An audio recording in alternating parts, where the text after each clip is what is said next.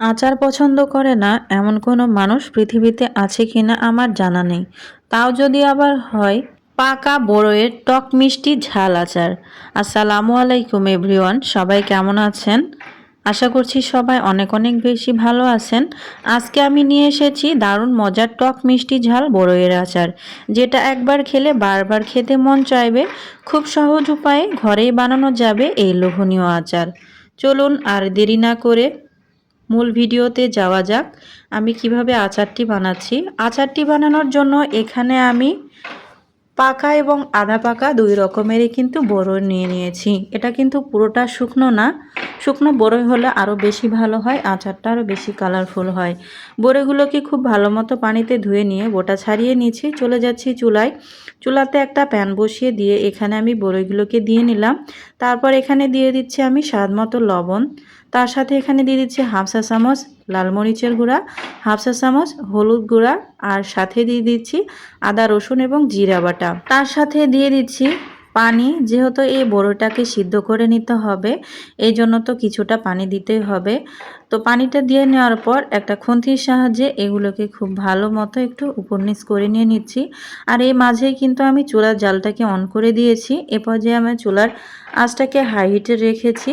এবার আমি ঢাকনা দিয়ে ঢেকে দিচ্ছি বড়িটাতে বলক আসা পর্যন্ত।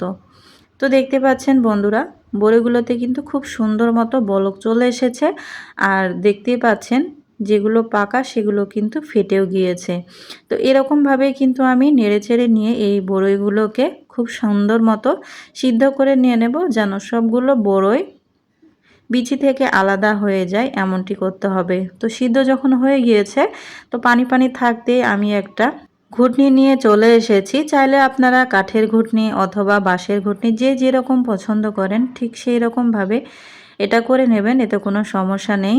তো দেখতেই পাচ্ছেন আমি কিন্তু ডাল ঘোটার মতো করে খুব সুন্দর মতো ঘুটে নিয়ে নিচ্ছি। আমাদের এলাকায় কিন্তু এটাকে ঘুটনি বলে, আপনাদের এলাকায় এটাকে কি নামে চেনেন অবশ্যই কিন্তু আমাকে কমেন্টসে জানাতে ভুলবেন না। তো দেখতেই পাচ্ছেন সবগুলো কিন্তু ঘুটে নেওয়া হয়ে গিয়েছে, অনেকটা থকথকা এবং ঘন হয়ে গিয়েছে। চাইলে আপনারা আরও শুকিয়ে নিতে পারেন। তো আমি আর কিন্তু শুকাবো না, এভাবেই কিন্তু বড়ইটাকে আমি গুড় এবং তেলের ভেতর এটাকে তেলে দিয়ে নেব, আমাদের দিকে যেটা বলে গ্রাম ভাষায়। তো চলুন এটাকে সাইডে রেখে দিয়ে পরবর্তী স্টেপে চলে যাই। তো ওই কড়াইটাকে আমি ধুয়ে নিয়েছি। তারপরে এখানে আমি কিন্তু 1 কাপের মতো সরিষার তেল দিয়ে নিলাম। তারপর 2টা দিয়েছি দারুচিনি, দিয়ে দিলাম 1 চা চামচের বেশি হবে পাঁচফোড়ন, আর সাথে দিয়ে দিব কিন্তু ঝাল করার জন্য এই যে শুকনা মরিচ। যেহেতু ওখানে আমি গুঁড়া ব্যবহার করেছিলাম, এই পর্যায়ে শুকনো মরিচ দিলাম। দিয়ে দিলাম 2-3টা দেশি রসুন থেতো করে দিলে কিন্তু রসুনের যে ফ্লেভার সেটা কিন্তু খুব ভালো মতো ছড়িয়ে পড়ে। কুচি কুচি দেওয়ার চাইতে থেতো করে দেওয়ার চেষ্টা করবেন। তো এগুলোকে নেড়ে চেড়ে কিছুটা ব্রাউন কালার করে নিয়ে এ পর্যায়ে আমি বড়িগুলোকে দিয়ে নিচ্ছি। এ পর্যায়ে বড়িগুলোকে দিয়ে নিয়ে খুব ভালো মতো নাড়াচাড়া করে নিয়ে নিতে হবে। বন্ধুরা, আপনারা মাঝে মধ্যে ঠক ঠক শব্দ পাচ্ছেন, যেহেতু আমার পাশেই বিল্ডিং হচ্ছে এই জন্য আর কি এই শব্দটা আসছে। অন্য কিছু নেবেন না, মনে নেবেন না, এই আর কি। তো এ পর্যায়ে আমি এই যে এখানে আমি 1 কাপের মতো খেজুরের গুড় দিয়ে দিচ্ছি। চাইলে এখানে আখের গুঁড়ো দিতে পারেন। আর দিয়ে দিচ্ছি হাফ কাপের মতো হবে চিনি। এই মোট আমি 1.5 কাপ পরিমাণ দিলাম। দেখি আমার আচারটা কেমন পর্যায়ে হয়। যদি লাগে আমি পরবর্তীতে কিন্তু আবার ব্যবহার করব, আবার বলে দেব। যেহেতু আপনাদেরকে আমি বলেছি টক মিষ্টি ঝাল করব, সেহেতু খুব বেশি কিন্তু মিষ্টি দেওয়ার প্রয়োজন নেই। আর আমার এই যে বোরগুলো সেগুলো কিন্তু খুব একটা টক নয়, এজন্য অতটাও হয়তো বা লাগবেও না। তো এরকমভাবেই কিন্তু চুলার হিটটাকে লোতে রেখে এই যে আমি এটাকে অনবরত নেড়ে চেড়ে অনেকটা গাঢ় করে নিয়েছি। আর কিন্তু কালারও চেঞ্জ হয়ে গিয়েছে। আমি কিন্তু একদমই কোনো রোদে দেইনি, এভাবে চুলাতে রেখে নেড়ে চেড়েই আমি এই আচারটাকে সুন্দর কালারফুল করে নিয়েছি।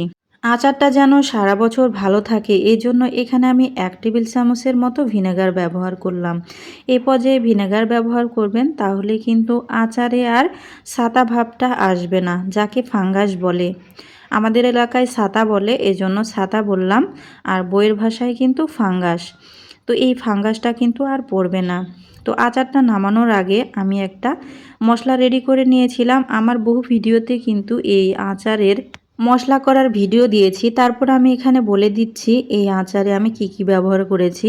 নিয়েছিলাম শুকনা মরিচ, নিয়েছিলাম লবণ, পাঁচফোড়ন, জিরা, তেজপাতা, এগুলোকে আমি সুন্দর মতো টেলে নিয়ে ব্লেন্ডারে ব্লেন্ড করে নিয়েছিলাম আধা ভাঙ্গা করে।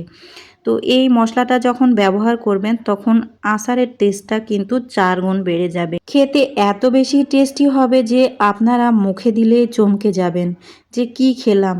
নর্মাল আচার যেভাবে বানায় সেভাবে না বানিয়ে আমার ভিডিওটা ফলো করে যদি আচার বানান 100% পরিবারের সবাই কিন্তু এই আচারটা আপনার কাছ থেকে চেয়ে চেয়ে খাবে।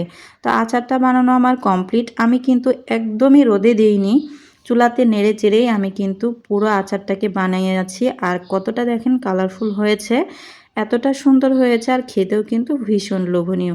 দেখেই মনে হচ্ছে যে এক্ষুনি খেয়ে ফেলি। তো বন্ধুরা, এই মূলত ছিল আমার আজকের বড়ইয়ের আচার। রেসিপিটি কেমন লেগেছে অবশ্যই আমাকে লাইক, কমেন্টস এবং সাবস্ক্রাইব করে জানিয়ে দিবেন। ধন্যবাদ।